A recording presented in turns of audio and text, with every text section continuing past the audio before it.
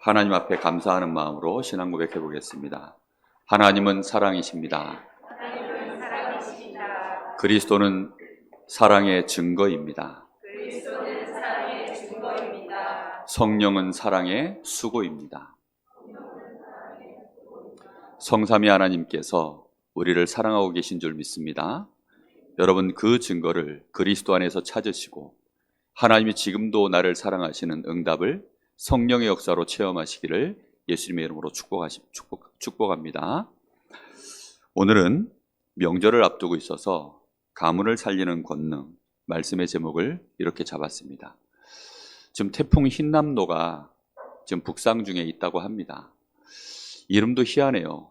흰남노. 도대체 어느 나라 이름으로 지었는지 잘 모르겠는데 하여튼 슈퍼 태풍이라고 합니다. 그동안 있었던 태풍들 중에 가장 역대급으로 강한 세력을 가지고 지금 올라오고 있다고 합니다. 아마 화요일쯤에 이제 우리나라가 본격적인 영향권을 받게 될 거라고 예보를 하고 있습니다. 여러분, 우리가 육신의 눈만 가지고 따져보면 지금 앞에 와 있는 흰남노, 이거 대비를 잘해야 됩니다. 근데 그 뒤에 더 큰 태풍이 하나 기다리고 있습니다. 혹시 뭔지 알고 계십니까?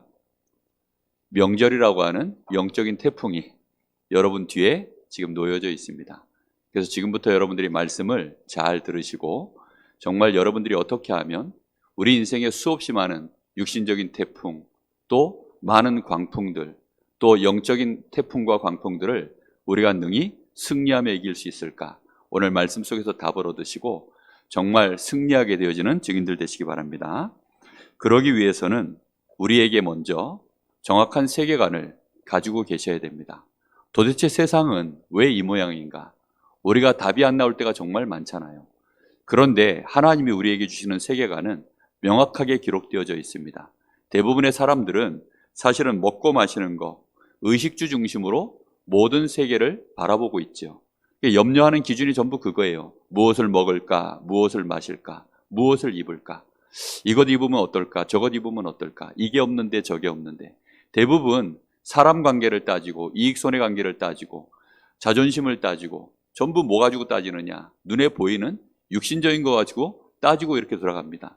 그럼 그게 필요 없느냐? 당연히 필요하죠. 반드시 우리에게 있어야 되는 것들입니다.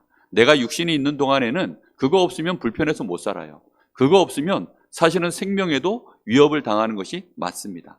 그런데 이것이 다가 아니라는 거예요. 우리가 살아가는 동안에 육신적인 환경만이 다가 아니라는 것입니다. 우리 인간은 틀림없이 하나님의 형상, 영적인 존재로 만드셨고 이 세계를 창조하신 이가 영적인 존재이신 하나님이십니다. 하나님이 영적인 존재세요. 그러다 보니까 하나님의 형상을 가진 우리도 영적인 존재입니다. 그렇다고 한다면 분명히 무슨 세계가 있을까요? 영적 세계가 있어요. 영적 세계라 하면 막연한 영적 세계가 아니라 영적 세계 안에는 수많은 영적 존재들이 실제로 존재한다는 것입니다. 그렇다고 한다면 우리는 이 사실을 알아야 되는 거죠. 우리가 이런 사실을 너무 모르니까 지금 무속인 같은 사람들이 이런 사람들이 영적인 사실을 가지고 지금 귀신에게 충만해서 그래서는 많은 사람들에게 지금 영향을 입히고 있습니다. 3단체 이런 곳에서 저 뉴에이지나 프리메이슨 이런 단체에서요. 지금 명상운동, 접신운동 이런 것을 가지고 많은 엘리트들에게 지금 영향을 주고 있습니다. 우리가 이름만 들어도 잘 아는 방탄소년단, BTS 이런 친구들이 명상학교를 졸업을 하고 실제로 지금 이 3단체에 소속이 되어져서 활동을 하고 있습니다. 우리가 잘 아는 마이클 잭슨, 이미 이제는 고인이 되었지만 그도 아는 사람들은 다 알아요. 그가 한 주에 한 번은 반드시 접신 활동을 했다는 사실. 이런 영적인 분명한 사실들이 있습니다.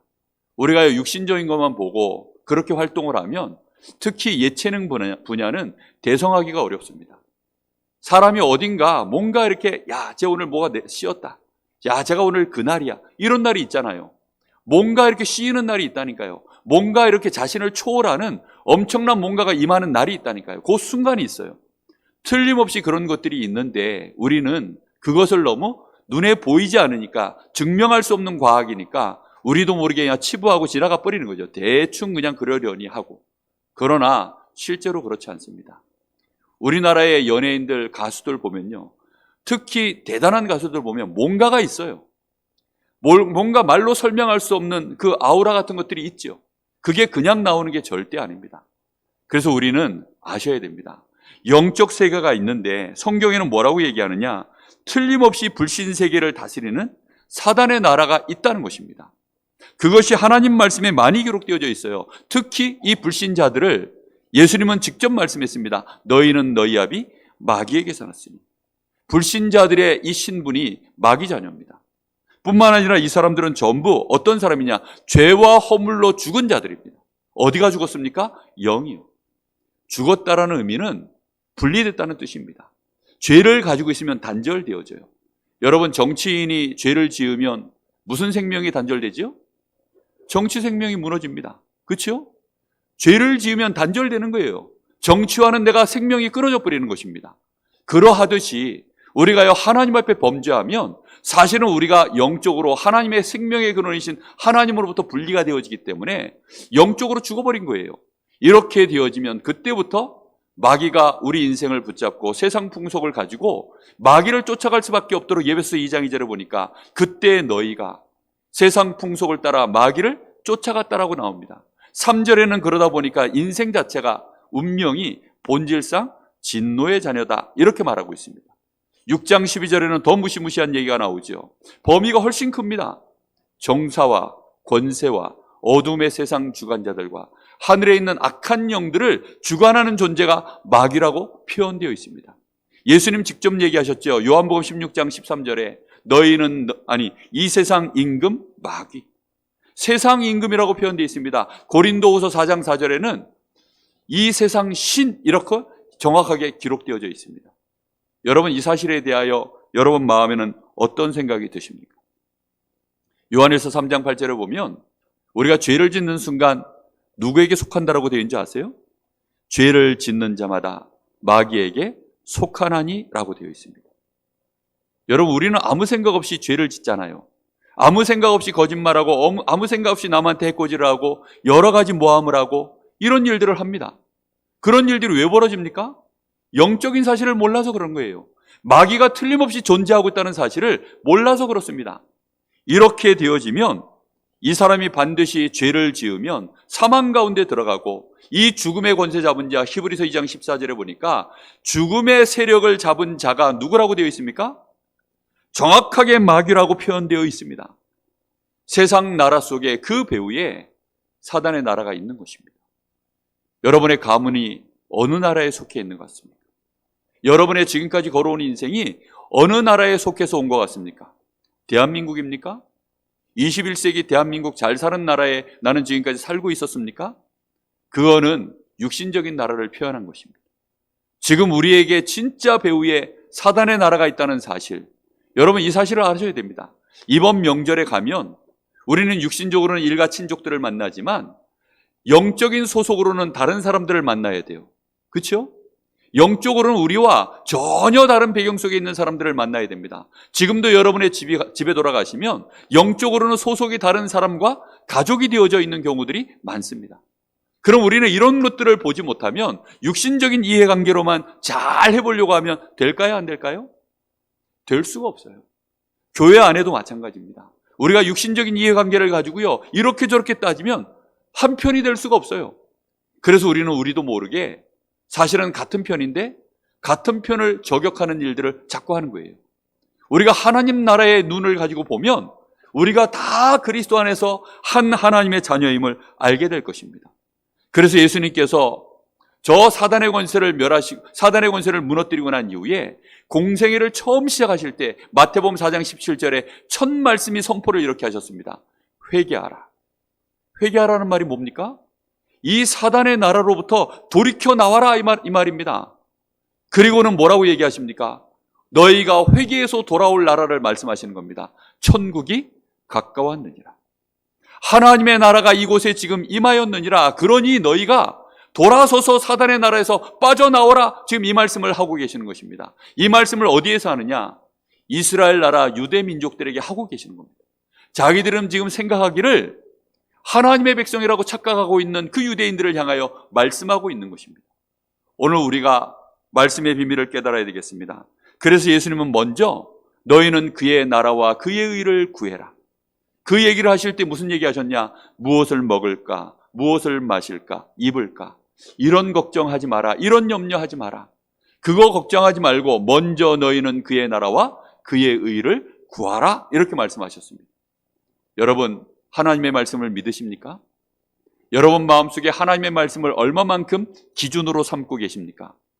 그걸 기준으로 여러분이 100% 삼고 있을 때 그걸 믿음이라고 합니다. 하나님의 말씀을 참고하십니까? 아니면 육신세계에 일어난 일들을 참고하십니까? 어느 것을 참고할 대상으로 여러분은 생각하십니까? 내가 하나님 말씀을 참고하고 세상 일을 하면 여러분은 세상을 믿는 사람입니다. 그런데 내가 세상에서 벌어지는 일들을 참고하고 하나님의 말씀을 기준으로 해서 이걸 분석하기 시작하면 여러분은 믿음의 사람입니다. 이번 주간에 한 주간 동안 여러분들은 무엇을 기준으로 보실 것입니까? 우리가 믿든지 안 믿든지 사실을 봐야 되는 거죠. 틀림없이 사단은 활동합니다. 하나님은 하나님 나라의 일을 지금도 이루고 계십니다. 그래서 주기도문에 우리에게 말씀하시기를 뜻이 하늘에서 이룬 것처럼 어디서도 이루어지도록 땅에서 이루어지도록 기도해라. 나라와 권세와 영광이 아버지께 영원토록 있습니다라고 기도해라.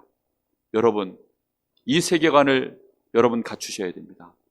이런 올바른 세계관이 있지 않으면 우리는 일본에 가서 복음 전할 수 없어요. 그렇죠? 왜요? 일본은 역사적으로 우리에게 원수된 나라 아닙니까? 그런데 우리가 어찌 일본에 가서 복음을 전할까요? 일본이 막 지금 태풍의 영향권 안에 들어가서 어려움을 당한다고 합니다. 혹시 우리는 이런 생각하고 있습니까? 일본이 역대로 방파제 역할을 잘했으니 이번에도 방파제 역할을 좀 잘해서 일본만 피해를 입고 우리 대한민국에는 피해가 없었으면 좋겠다. 놀렐루야. 그런 가지 없는 그런 생각을 거두셔야 됩니다. 그 안에도 하나님의 자녀들이 있어요. 그렇죠? 그 안에도 구원받아야 될 하나님의 예비된 백성들이 들어있습니다. 그들도 알지 못하여서 지금 사단의 나라에 속아서 엄청난 신사를 만들어 놓고 800만이나 600만이나 되어지는 귀신을 섬기며 그렇게 사단의 나라 속에서 지금 고통받고 있는 자들일 뿐입니다. 우리가 그들을 제대로 안다고 한다면, 또 우상 숭배하고 있는 수없이 많은 237 나라를 보고 있다면 우리는 그들을 놓고 기도해야 됩니다. 우리가 지금 잘 사냐 못 사냐 지금 이걸 얘기하는 게 아니에요. 우리가 육신적인 기준으로 우리는 잘 살고 있으니 다른 나라에 선교해야 되겠다 이런 말을 하는 것이 아닙니다. 우리가 육신 기준으로 보면 전도할 수 있는 사람이 몇 사람이나 있을까요? 내 주변에 나보다 잘났으니 저 사람 제외, 나는 저 사람 알지 못하니 제외, 저 사람은 나한테 뭔가 싫은 소리 했으니 제외, 쟤는 인상이 뭔가 모르게 기분 나쁘니 제외. 우리는 육신 가지고 다 따지잖아요. 그런데 우리가 복음의 기준으로 하나님의 말씀을 가지고 따지면 모든 사람이 복음 전해야 될 대상자인 줄로 믿습니다. 여러분, 하나님 나라의 기준, 우리가 이 세계관을 반드시 가지고 계셔야 됩니다. 자, 오늘 그러면 이제 명절을 앞두고 있는데요, 우리의 눈을 바꾸셔야 됩니다. 우리의 가문과 우리의 가정을 보는 눈입니다. 어떤 눈으로 봐야 되느냐? 그게 마태복음 5장에 기록되어져 있어요. 마태복음 5장에 예수님이 첫 말씀으로 하시는 얘기가 복 있는 사람은 하고 말씀하십니다. 예수님이 말씀하시는 8가지 복, 심령이 가난한 자 복이 있다. 그 심령에 애통함을 가지고 있는 자가 복이 있다. 여러분, 이런 복에 대해서 쭉 말씀하시는데 그 모든 복이 어디에 연결되어 있는 복이죠? 하나님께 연결되어 있는 복입니다. 사람들은 육신의 기준을 가지고 좋은 집에서 살면, 내가 돈을 많이 벌고 내가 성공하고 사람들에게 인정받고 건강하고 장수하면, 자식들이 잘 되면 그걸 복이라고 전부 얘기합니다. 그래서 명절에 가면 전부 그 얘기 하겠죠. 이번에 누가 취직을 했고 누가 어떤 집을 샀고 누구네 집은 이런 어려움을 당했고, 전부 모든 얘기가 무슨 얘기일까요?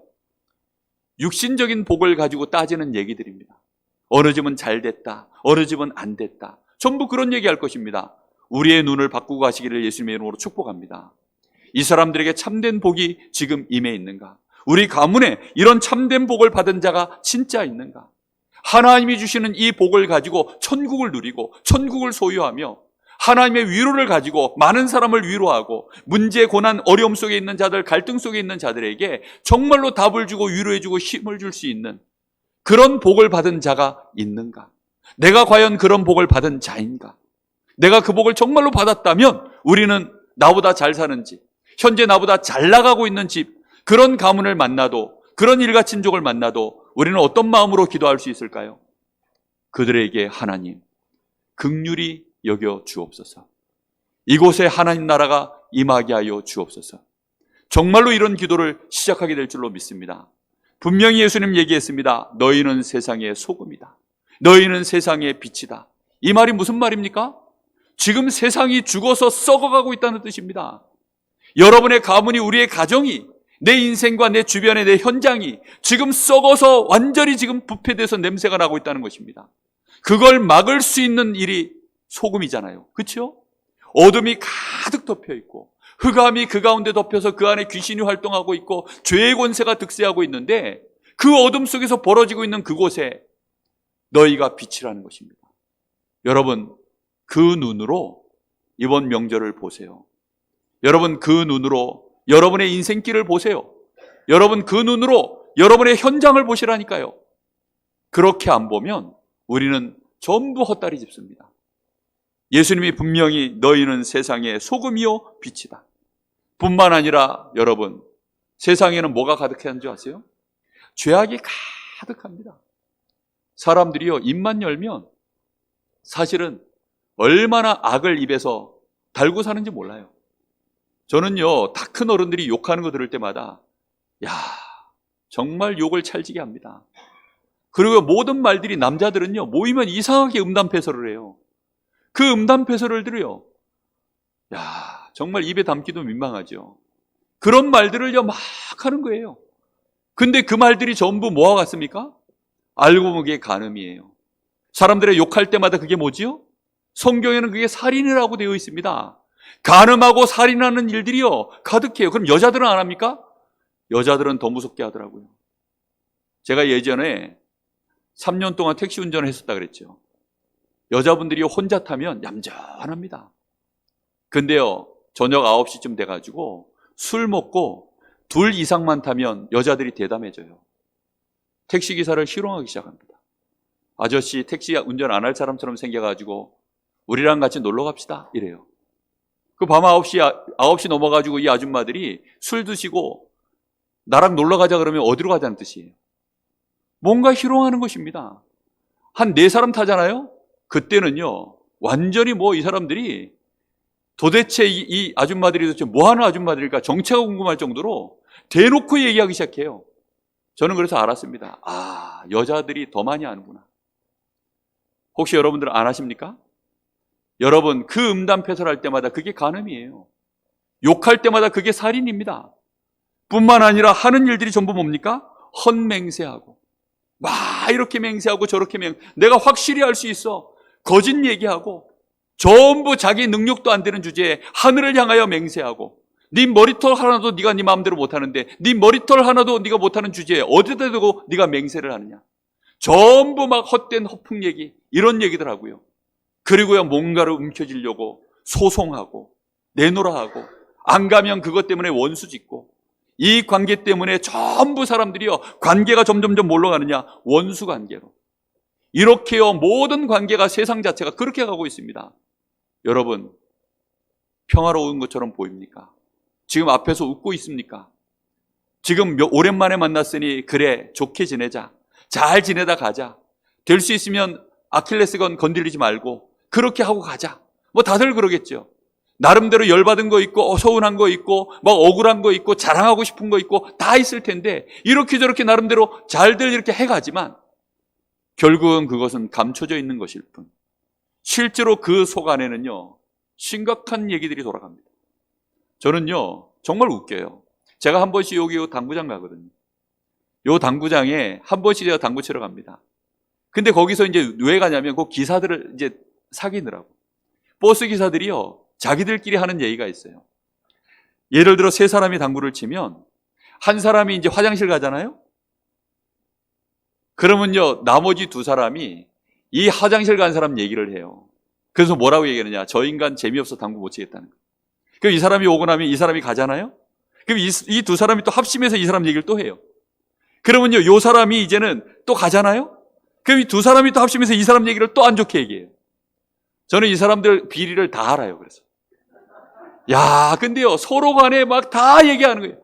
저는 그거 들을 때마다요 참 대단하다, 대단해. 정말 대단합니다. 사람들이 알게 모르게요 뒤에서는 다 이런 얘기 저런 얘기요 전부 얘기합니다. 이번 명절에는 안 그럴 것 같습니까? 여러분 부엌에 설거지 하시는 며느리들 도청기 하나 달아놓으십시오. 여러분 안방에 어머니하고 대화하시는 아들들 그 방에서 무슨 대화하는지 도청기 하나 달아놓으십시오. 그러면요 안방에서 하는 얘기가 다르고 저 설거지하는 주방에서 하는 얘기가 다르고 애들끼리 모여서 무슨 얘기하는지 한번 도청 한번 해보세요. 애들끼리 모여서 하는 얘기가 또 달라요. 지들끼리 있을 때 하는 얘기가 또 다르고 오랜만에 만난 친척들 같이 모였을 때 하는 얘기가 또 달라요. 실컷 앞에서 뭐 재밌었다 고맙습니다 해놓고 돌아가는 차 안에서 재미없었다, 너무 힘들었다, 다음에는 안 오고 싶다, 별의별 얘기들, 또 막 일가 친족들이 하는 얘기들이요 전부 그런 얘기예요. 잘난 척하는 거 봐라, 뭐 이렇게 잘났니 저렇게 잘났니 하는 얘기들이요 지금 저희 집 얘기하는 게 아닙니다. 여러분의 집 얘기하는 거 아닙니까? 대부분 사람들이요 돌아서서 하는 얘기들이 다 그래요. 그게 여러분 이런 것들을 볼 줄 아셔야 우리가 하나님 앞에 제대로 기도가 시작되는 거예요. 여러분 그래서 우리가 가정과 가문을 실제로 살리는 기도가 그제서야 이걸 보아야만 시작하는 거예요. 그래서 마태복음 6장에 살리는 기도에 대해서 얘기하신 것입니다. 사람 앞에서는 1절 말하지 말라는 것입니다. 사람에게 보이려고 이런 기도 저런 기도 하지 말고 하나님 앞에 기도하라는 것입니다. 너희의 모든 사정을 은밀한 중에 다 보시는 하나님 앞에서 아뢰라는 것입니다. 그렇게 할 수 있게 되시기를 예수님의 이름으로 축복합니다. 여러분 어떤 억울한 일이라는 게 없어요. 전부 쌍방과실입니다. 결국은 모든 일의 결과로 사단의 나라에서 벌어져서 우리에게 하나님이 듣게 하시고 보게 하신 것입니다. 그러면 우리는 그걸 보고 들었을 때 마태복음 5장에 나와 있는 이 가정과 가문을 정확하게 영적인 눈을 가지고 올바른 세계관을 가지고 딱 보시고 지금부터 뭐 해야 됩니까? 살리는 기도하시기를 예수님의 이름으로 축복합니다. 그래서 예수님이 주기도문에 이렇게 얘기하신 거예요. 이 땅의 모든 것과 다른 우리 아버지의 이름이 거룩히 여김을 받으시도록 기도해라. 무슨 말이죠? 하나님은 다르시다는 겁니다. 그 누구도 우리를 이해해 줄 수 없고 그 누구도 우리 편이 돼 줄 수 없고 우리의 문제 해결해 줄 수 없고 올바르게 모든 것들을 바르게 할 수 있는 능력 가진 자가 없는데 하나님만이 거룩하시다. 다시 말하면 하나님만이 다르신 분이시다. 그 하나님이 우리의 아버지가 되시니 그 아버지가 거룩히 되어지도록 하나님을 인정해라. 그리고 그 하나님 앞에 뭐 하라고요? 나라가 임하도록 기도하라. 그리고 이 가문 안에, 이 만남 안에, 이번 명절 안에 하나님이 우리에게 정해놓으신 뜻이 있어요. 그 뜻을 여러분 일주일 동안 질문하시고 기도하십시오. 알겠습니까? 하나님의 뜻이 무엇인지 여러분 기도하셔야 돼요. 하나님의 뜻이 무엇입니까? 그 뜻이 이번 명절에 이루어지기를 원합니다. 내 인생길을 걸어가는 동안에 이런 만남 저런 만남 있잖아요. 내가 하고 싶은 거 하기 싫은 거 억지로 하는 거 재밌어서 하는 거 수도 없이 많은 일들이 우리 앞에 벌어지고 있습니다. 그런데 하나님이 그걸 허락하셨을 때 하나님의 뜻이 무엇일까요? 그 뜻을 찾으세요. 그리고 그 뜻이 지금 나에게 벌어지고 있는 이 상황 속에서 이루어지게 하여 주옵소서. 일용할 양식만 구해라. 우리는 먹고 마시는 일에 너무 많은 날들을 허비하죠. 그죠? 일용할 양식만 구해라. 그것은 뭐라고요? 육신 세상에서 벌어지는 일에 대해서는 우리가 얼마만큼 우리의 에너지 안배를 해야 되는지를 말씀하시는 것입니다. 그리고 뿐만 아니라 하나님이 거기에 대하여 얼마만큼 책임지시겠다라고 하는 의미가 담겨져 있는 것입니다. 그러니 너희들은 일용할 양식만 구하고 그리고 우리가 해야 될 일이 뭐라고 얘기합니까? 인간관계 속에서 죄 용서하는 일, 그 일에 너희의 중심을 담아라. 우리가 우리에게 죄 지은 자를 사하여 준 것처럼 우리의 죄를 사하여 주옵시고 죄 문제 해결하는 일, 인간관계 속의 죄 문제 해결하는 일, 하나님과 나와의 관계 속에서 죄 문제 해결하는 일, 그걸 구해라. 아멘? 원수 갚는 거 구하라는 것이 아닙니다. 이 문제 해결하는 거 구하라는 것이 아닙니다. 인간관계 속에서 벌어지고 있는 죄 문제 해결하는 일, 하나님과 나 사이에 벌어지고 있는 죄 문제 해결하는 일, 그거 기도해라. 그리고는 악에서 구원하여 주옵소서. 시험에 들지 않도록 기도해라. 그리고 악에서 구원하여 주옵소서. 악은 우리가 이길 수 있습니까? 못 이깁니다. 그래서 예수님이 뭐라고 표현하셨어요? 구원이라는 표현을 쓰셨습니다. 악에서 구원하여 주옵소서. 세상에 악이 얼마나 많습니까? 그 악에서 구원하여 주옵소서. 그리고 나라와 권세와 영광이 영원토록 아버지의 능력으로 임하도록 기도해라. 이런 기도가 있기를 예수님의 이름으로 축복합니다. 여러분, 이런 기도가 계속 되어져야 돼요. 그래서 결론으로 마태복음 6장 33절에 너희는 먼저 그의 나라와 그의 의를 구하라. 그래야면 이 모든 것을 너희에게 더하여 주시리라. 여러분, 살리는 기도 시작되기를 예수님의 이름으로 축복합니다.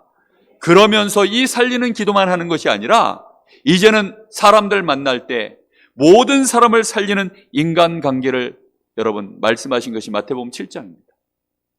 인간관계 살리려면 제일 먼저 뭐 해야 되느냐? 비판하지 마라. 어떤 경우에도 비판하지 마라. 우리는 수없이 비판하죠. 그죠? 일단 비판해야 속이 후련해요. 우리의 뇌의 구조가 평생을 비판을 듣고 비판했고 그렇게 살아왔기 때문에 그걸 해야 뇌가 이렇게 잘 돌아가요. 비판을 안 하려고 그러면 갑자기 이게요 자연스럽지가 않아. 그러니까 너무 힘든 거죠. 그렇죠? 그런데 살리려면 어떻게 된다고요? 비판을 안 하셔야 됩니다. 살리려면 비판을 안 하셔야 돼요. 하고 싶은 말 목구멍까지 올라와도 비판하지 않기를 예수님의 이름으로 축복합니다. 하나님, 나의 혓바닥을 제어할 수 있는 힘을 주십시오. 성령 충만이 혓바닥에 임하게 하여 주옵소서. 여러분 기도하셔야 돼요. 주여 내 입술에 재갈을 물려 주옵소서. 기도하세요. 말이라도 살리는 말 하세요. 저희 집사람이 저보고 그럽니다. 제가 저희 집사람 보고 사랑합니다 라고 얘기합니다. 하도 제가 신혼 초에 사랑합니다 말을 못하니까 저보고 사랑합니다 라고 훈련을 엄청 시켜놨어요. 그래가지고 이제 훈련이 돼가지고 사랑합니다 말을 했더니 자기가 뭔가 상황이 안 좋은데도 내가 사랑합니다 그랬더니 말은 잘한대요. 미워합니다라고 그럼 말할까요? 여러분 말이라도 잘해야 돼요. 오죽하면 천냥빚을 감다 하잖아요. 여러분 말을 잘하셔야 돼요. 비판하는 말 암만 하고 싶어도 막으세요. 아시겠습니까?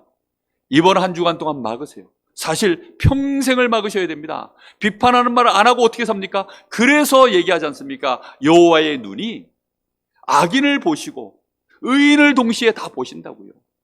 하나님이 악인도 보시고 의인도 보시고 다 보고 계셔요. 우리는 그래서 하나님께 맡겨놓고 뭐 하라고요? 비판하지 마라. 그리고 뭐부터 보라고요? 너 자신의 들보부터 봐라. 무슨 말인지 알겠습니까? 먼저 자신부터 보라는 겁니다. 그런데 자신에게는 엄청난 들보가 들어있는데 얘기했죠. 티끌이 몇 개 쌓여야 들보가 됩니까? 여러분 티끌이 몇 개 쌓여야 들보가 되어져요. 티끌을 압축하고 얼마나 압축하면 이 단단한 집에 기둥을 세울 수 있는 들보가 됩니까? 티끌이라는 것은요 우리 눈에 형제의 눈 속에 보이는 것이 티끌이에요. 예수님 표현하시기로 그게 티끌이야. 수만 가지가 보여도 그게 전부 뭐라고요? 티끌이라고요. 네 속에는 뭐가 있다고요? 그 티끌이 뭉쳐져 있는 뭐가 있어요? 들보가 들어있대요. 중국에 요만한 돌멩이인데 그걸 산이라고 이름을 표현해 놓은 산이 하나 있어요. 요만해요. 근데 이게 왜 산이 됐느냐? 이 돌멩이를 치우려고 이 동네에서요 이걸 치우려고 장정들이 나서서 이 돌멩이를 옮기려고 해보니까 안 옮겨져. 뿌리를 파보니까 밑에 산이야. 밑에 산이 들어있어요. 산이. 그게 바위 덩어리가 아니라 이 바위 산인데 이거 뾰족하게 나온 게예요. 그래가지고 중국에서 이걸 이름을 아예 산으로 붙여놨어요. 유일하게 요만한데 세계에서 가장 낮은 산이에요. 우리 눈 속에 산이 들어있는 줄로 믿습니다. 무슨 말인지 이해됩니까? 이게 산이 들어있어요. 그러니 티끌 제발 좀 멈추시기를 예수님의 이름으로 축복합니다. 아시겠습니까? 여러분 이걸 멈춰야 돼요. 그래야 살려요. 그리고 나 자신을 보는 것입니다. 나 자신을 먼저 보는 것입니다. 나에게 없는 것처럼 하는 것이요, 내가 스스로에게 속고 내가 아닌 척하면서 네 눈 속에 티끌을 지적할 때마다 성경에는 그걸 뭐라고 표현했냐? 예수님 가장 싫어하는 행동, 외식하는 자.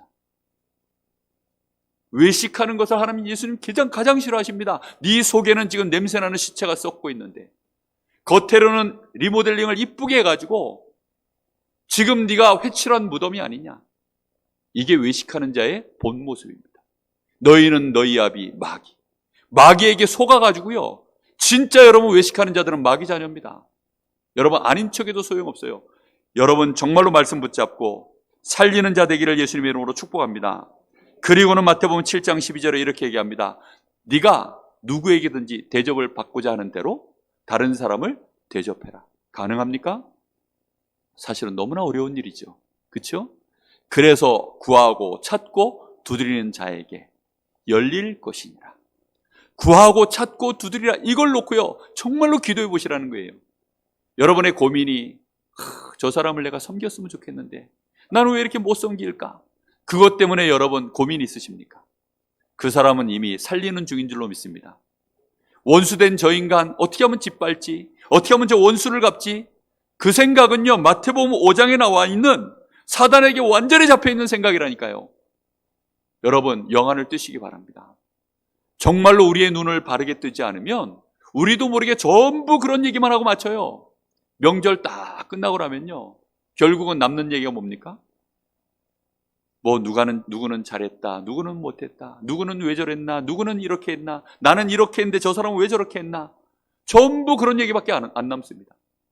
이번 명절이 살리는 명절 되시기를 예수님 이름으로 축복합니다. 가문을 살리는 권능. 여러분 오늘 말씀은 특별히 여러분 예수님께서 지금 중풍병자 하나를 고치는 얘기가 나와 있습니다.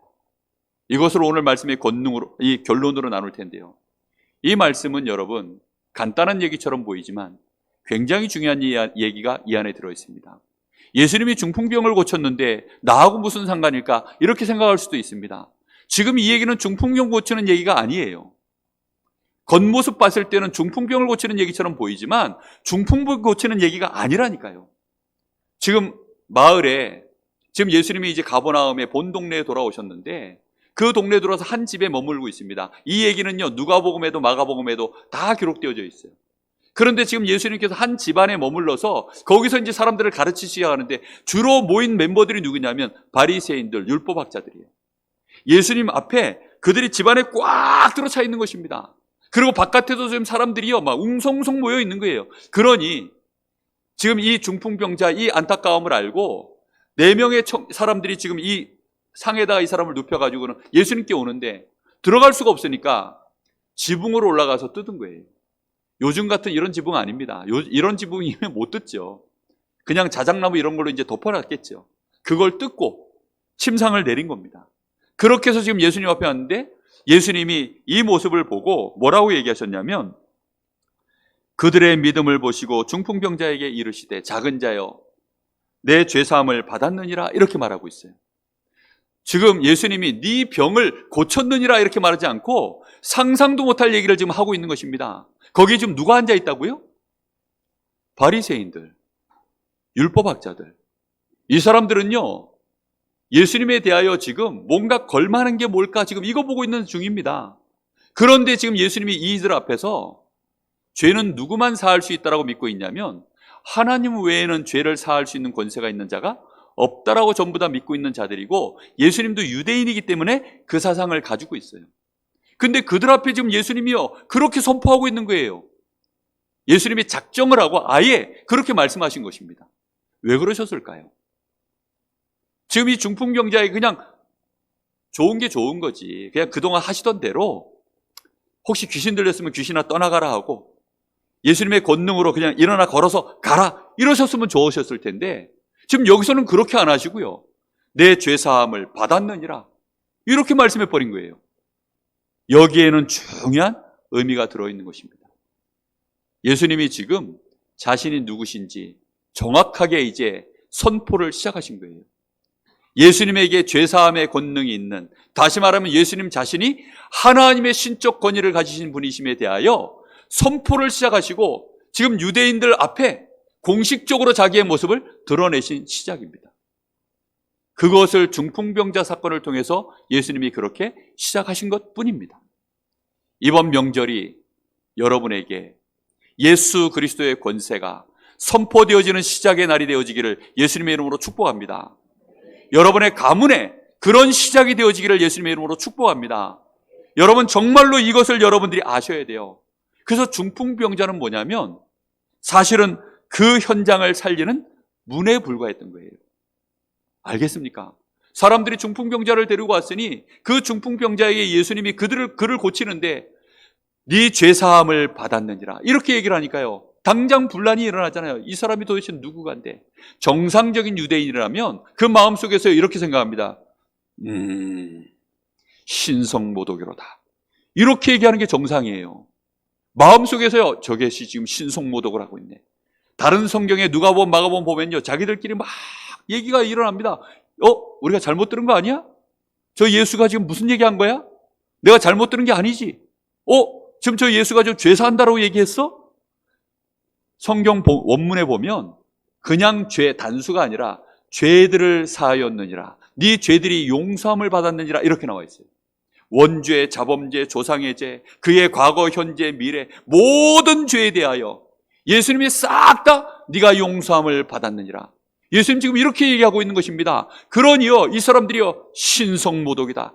한 사람이 참지 못하고요, 신성모독이야, 이렇게 예수님께 얘기하는 거예요. 그러니 예수님이요, 그럴 줄 아시고 딱 정확하게 말씀하는 겁니다. 그러면 한번 보자. 지금 여기에 중요한 아주 단어가 하나 빠졌습니다. 이두라고 하는 헬라어 원문에 이두라고 하는 단어가 이 해석에서 빠졌어요. 그게 보라 이런 뜻입니다. 히브리적 사고방식 안에서 보라 이 단어를 쓸 때는요, 아주 공식적이고 아주 중요한 것을 선포할 때 앞에 쓰는 단어가 보라 이런 거예요. 우리가 중요한 얘기를 할 때 이런 얘기도 하잖아요. 정말로 이런 단어, 진짜로 이런 말을 하잖아요. 그런 단어입니다. 보라. 그러면서 하시는 말씀이, 그러면 죄를 사하는 것과 내가 이 중풍병자를 고쳐서 일어나 가라고 하는 것과 너희들을 볼 때는 어느 것이 더 쉽겠느냐? 여러분, 어느 것이 쉬울까요? 지금 우리 여기 김동규 선사가 재활치료 받고 있는데, 제가 우리 김동규 선사 보고 네 죄사함을 다 받았느니라 이렇게 말하는 거하고, 네 교통사고 당해가지고 재활치료 받는 거 다 나았으니 이제부터 재활치료 받지 말고 일어나 뛰어라 이러는 거하고 어느 것이 쉽습니까? 죄사함 받았느니라는 거는요, 증거가 없어도 돼요. 아무도 볼 수가 없잖아요. 근데 일어나 뛰어서 가라 이런 거는요, 당장 증거가 필요합니다. 그러니 아무리 어리석은 자가 봐도 그게 훨씬 더 어려운 일이죠. 그래서 예수님께서 이들에게 예수님이 죄사하는 권능이 있다는 사실을 보여주기 위하여 예수님이 뭐라 그러느냐? 일어나 네 침상을 들고 네 집으로 가라. 이때 이 사람이요, 침상을 들고 일어나 가버린 거예요. 그러니 그걸 보고 사람들이요, 놀라면서 얘기하는 것입니다. 그게 8절입니다. 무리가 보고 두려워하며 이런 권능을 사람에게 주신 하나님께 영광을 돌리니라. 여기는요, 그냥 단순히 사람이 아닙니다. 사람에게 주셨다고 하니까 예수님이라고 생각하기가 쉬운데요, 성경 원문에는 사람들에게 주신 하나님께 영광을 돌리니라 이렇게 되어 있습니다. 지금 마태가 사람들에게도 이런 권능이 있다는 사실을, 아니 당장 예수님이 주셨습니까? 아니에요. 그런데 이 기록은 언제 기록되어졌죠? 그날 보고 일기로 기록한 게 아니에요. 예수님 공생에 다 마치고 벌써 한참 세월이 지난 이후에 있었던 얘기들을 종합해서 마태가 기록하는 중에 벌써 우리에게 그 권세가 있다는 사실을 알고 그렇게 기록해놨기 때문에 사람들에게 이런 권능을 주신 것을 하나님 앞에 영광을 돌리니라 라고 기록한 겁니다. 무슨 말인지 이해되셨습니까? 그렇다고 한다면 우리에게도 이 권능이 있습니까? 없습니까? 있습니다. 여러분의 가문에 여러분 때문에 죄들이 사함을 받는, 죄 문제가 해결되어지는 권능을 이번 명절에 쓰시기를 예수님의 이름으로 축복합니다. 여러분, 그래서 중풍병자는 문에 불과해요. 이번에 여러분 명절에 문제 일어나거든, 사건이 일어나거든, 그것은 뭐라고요? 문. 딱 기억하세요. 문. 알겠습니까? 살리는 문. 어떤 어려운 억울한 일이 있어도, 어떤 기분 나쁜 일이 있어도, 혹시 해결할 수 없는 문제가 와도 그거는 뭐라고요? 문인 줄로 믿습니다. 그리고 살리는 열쇠가 뭐냐? 그들의 믿음을 보시고. 수많은 사람들이 예수님에 대하여 들었죠. 들었어도 그 중풍병자를 메고 온 사람들은 이 사람들이 다예요. 여러분, 이 사람들의 믿음을 보고 예수님이 역사를 시작하신 것입니다. 우리 안에 믿음이 있어야 돼요. 그래서 진짜 중요한 열쇠, 문을 여는 열쇠. 여러분, 문제가 왔는데 중풍병자를 고쳐야 되는데 그를 고치는 그 문을 여는 열쇠, 그 열쇠가 누구라고요? 우리의 믿음인 줄로 믿습니다. 그리고 이것을 실제로 이제 문을 열고 살려내는 답은 우리에게 주신 권능입니다. 죄를 사하는 권능. 주여 이곳에 죄를 사하여 주옵소서. 주 예수여 이곳에 임하셔서 우리 가정과 가문의 모든 죄권세, 사단권세, 흑암의 나라 완전히 무너지게 하여 주옵소서. 하나님의 나라가 임하게 하여 주옵소서. 주의 의가 임하게 하여 주옵소서. 여러분, 이 기도하세요. 계속 기도하면 그 뒤에 어떤 일이 벌어지느냐? 여러분의 가문의 문제가 근원적으로 끝나고 눈에 보이도록 해결되어지는 증거들이 일어나게 될 줄로 믿습니다. 여러분, 반드시 이걸 언약으로 딱 붙잡고 가셔야 됩니다. 한 주간 동안 이 언약을 붙잡으시고 여러분의 인생길 가는 동안에 이 언약을 딱 붙잡으세요. 분명히 오늘 여기 말씀해 보니까 하나님의 나라가 딱 임하니까 하나님의 나라는 특징이 세 가지입니다. 나라가 있고 나라에는 반드시 그 나라의 배경 힘에 걸맞는 뭐가 있어요? 권능이 있습니다. 그리고 그 권능은 결국은 누구로부터 나옵니까? 하나님께 나오기 때문에 하나님께 뭐가 돌아갑니까? 영광이 돌아가는 것입니다. 나라와 권세와 영광이 아버지께 영원히 있사옵나이다. 우리가 올바르게 신앙생활을 잘하면 우리에게 권능이 나타나고 그 권능의 결과로 하나님께 영광이 돌아가게 될 줄로 믿습니다. 이번 명절이 그런 축복의 명절이 되시고 한 주간 동안 여러분은 지금부터 예비 캠프 하세요. 우리 가정 가문 보는 눈, 계속 그 눈으로 예비 캠프 하시고 또 그 기도를 가지고 살리는 기도를 지금부터 계속 하셔서 예비 캠프 하시고 실제로 사람을 만났을 때 본 캠프 때는 어떻게 하라고요? 살리는 인간관계를 계속 하시면서 본격적으로 기도하시고 하나님이 역사해 달라고 혹시 증거가 일어나거든 하나님께 영광이 돌아가는 이번 명절이 되시기를 예수님의 이름으로 축복합니다. 기도하겠습니다. 하나님, 참 감사를 드립니다. 우리의 평생을 사는 동안에 우리는 살리는 사람 되기를 소원합니다. 많은 사람들을 치유하고 그들을 통하여 하나님의 영광 드러나기를 소원합니다. 빛으로 역사하시는 하나님, 이 땅에 하나님 나라 이룰 수 있도록 오늘 저희들에게 성령 충만 주시고 이번 명절에 시공간 초월하시는 주님께서 먼저 역사하여 주시옵소서. 살아계신 예수님의 이름으로 기도하옵나이다. 아멘.